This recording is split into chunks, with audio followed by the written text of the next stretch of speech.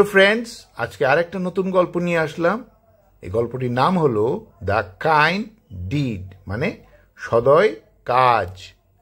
এই যে একজন ডাক্তার রোগীকে চিকিৎসা করছেন, এই যে রোগীকে চিকিৎসা করা সেটাও একটা সদয় কাজ।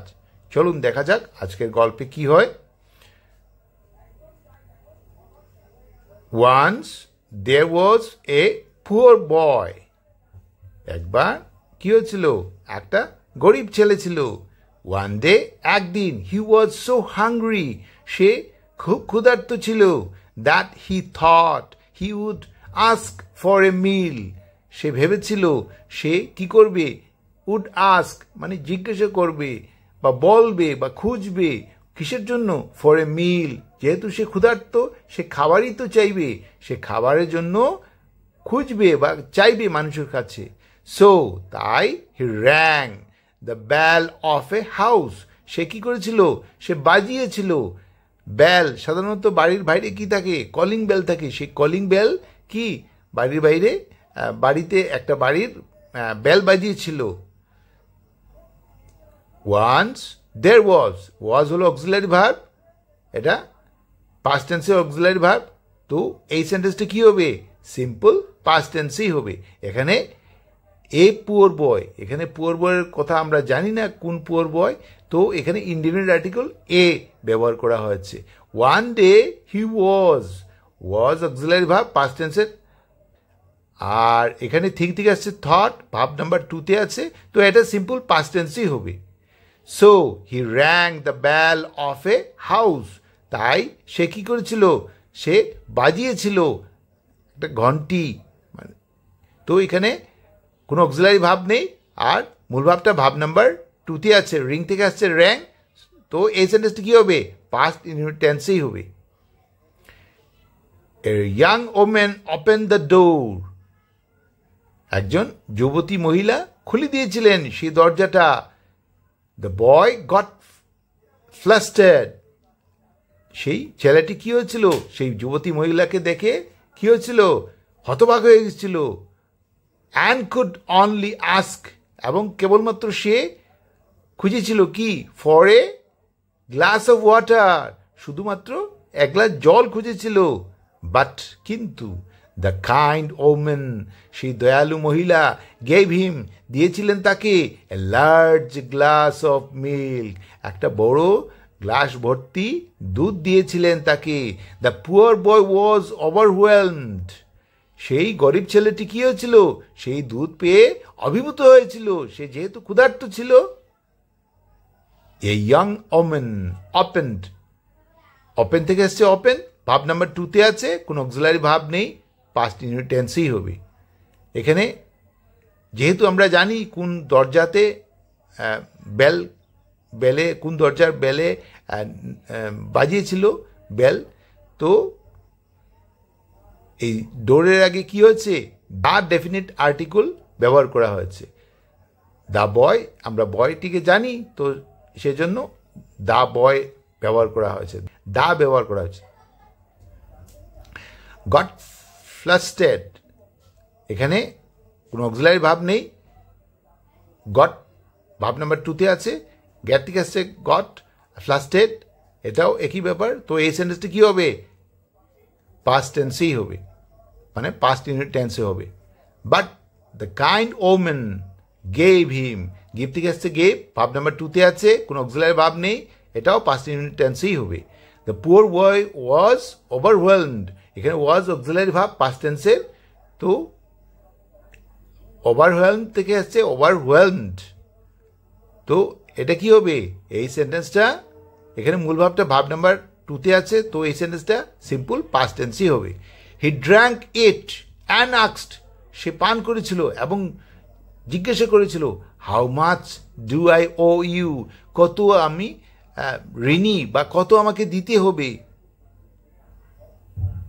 দ্য ওমেন রিপ্লাইড, তখন সেই মহিলা উত্তর দিয়েছিলেন, মাই মাদার হ্যাজ টট আস, আমার মা আমাকে শিখিয়েছিলেন বা আমাদের শিখিয়েছিলেন, নেভার টু অ্যাকসেপ্ট, কখনো গ্রহণ করবে না, এনি পে, কোনো টাকা, ফর কাইন্ডনেস, এই যে দয়াপরণতা বা সদয় সদয় হয়ে কাউকে কিছু দেওয়া, এতে কি অন্য সেই যে মানুষ তার কাছে থেকে নেবে, তো যদি তার কাছে কোনো কিছু ঘুরিয়ে দেয় তো সেটা সে কখনো নেবে না। মানে দয়াপরায়ণতার জন্য কোনো কিছুই টাকা নেবে না বা কোনো কিছুই নেবে না, সেটাই তার মা শিখিয়েছিলেন।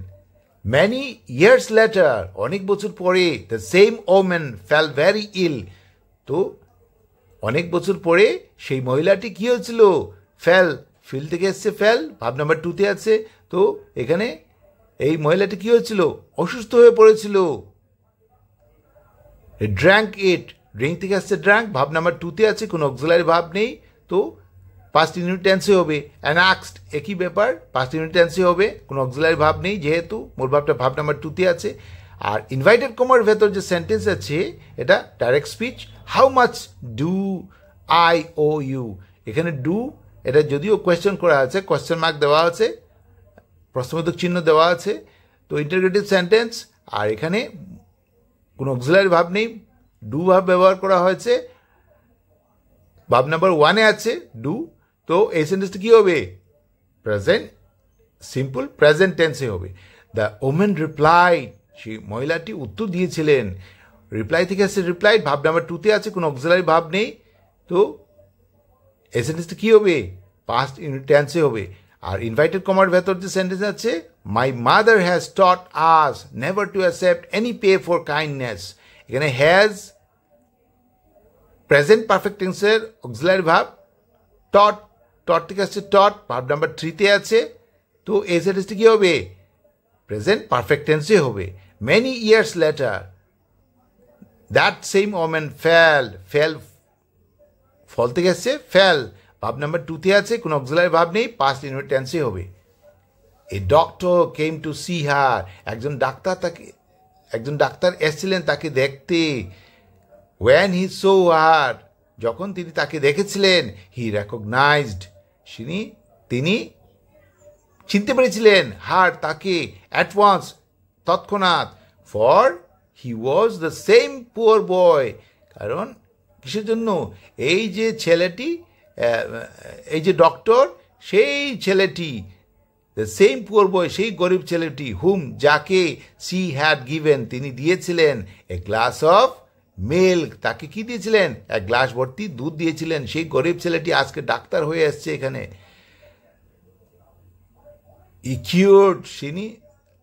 কিওর্ড, তিনি কি করেছিলেন, দ্য ওম্যান, সেই মহিলাটিকে সুস্থ করে দিয়েছিলেন, অ্যান্ড এবং one it was time for payment, যখন এটা এই যে ডাক্তারের যে ফিস দেওয়ার সময় হয়েছিল, হি সেড, তিনি বলেছিলেন, the payment has been made, সেই পেমেন্টটা তাকে সুস্থ করার যে মানে টাকার দেওয়াটা সেটা হয়ে গেছে, মেড অনেক আগে, মানে ইতিমধ্যে হয়ে গেছে, কিসের দ্বারা, with a glass of milk, তাকে মানে টাকা দেওয়া হয়েছে, এক গ্লাস দুধ ভর্তি দেওয়া দ্বারাই তাকে টাকা দেওয়া হয়ে গেছে।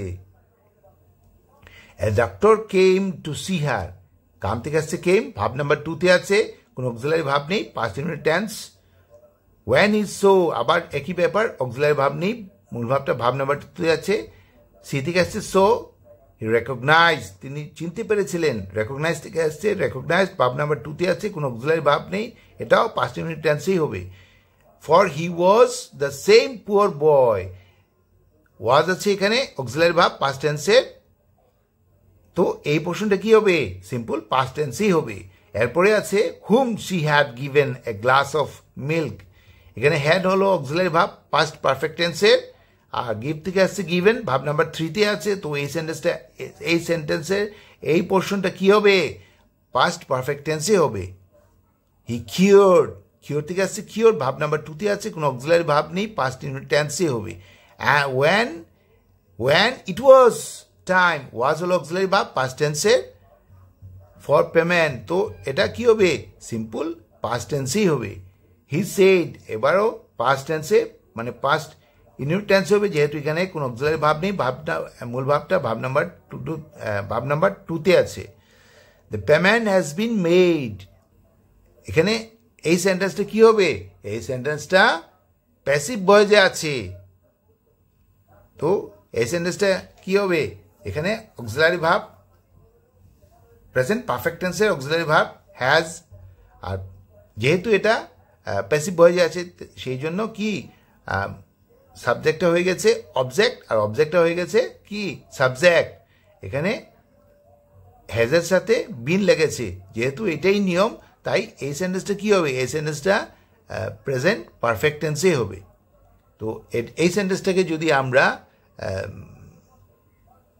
অ্যাক্টিভ ভয়েসে নিয়ে যাই তাহলে কি হবে? They have made the payment with a glass of milk. আজকের এই গল্পটির মরাল হলো always be kind to others, মানে দয়াপরায়ণ হতে হয়, সর্বদা অন্যের প্রতি দয়াপরায়ণ হতে হয়। তো আজকের এই গল্পটা কেমন লাগলো? যদি ভালো লাগে তাহলে সাবস্ক্রাইব করবেন, লাইক বাটনে প্রেস করবেন, বেল আইকনে প্রেস করবেন। Thanks for watching, bye bye.